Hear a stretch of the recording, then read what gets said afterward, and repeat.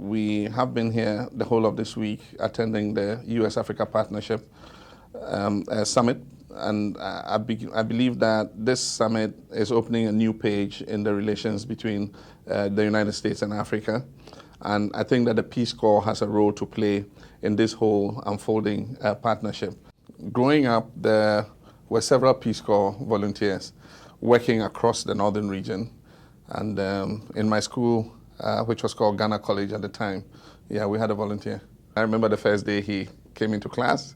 He said, "Class, my name is John Woodfin, and I come from Alabama." So I know he comes from Alabama.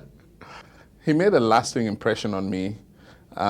We were young people growing up, and our minds were open to explore. These were the early years when, the Apollo missions had happened, man had been landed on the moon, and so we were curious about space. For instance, I couldn't, imagine the distance between the sun and the earth. And so he started to write, from the end of the blackboard and said, the sun, how many miles is the sun from the earth? And of course, he covered the blackboard to the other end with zeros and said he needed some more space to be able to put there. Mr. Woodfin made a lot of us fall in love with science.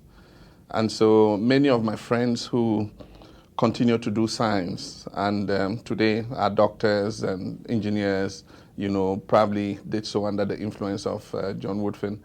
When I came for the U.S.-Africa Summit, I was asked, what do you think the outcome should be? What outcome do you expect from this? And I said, if it fosters an understanding of each other, Africa and America, I would consider that an outcome worthwhile.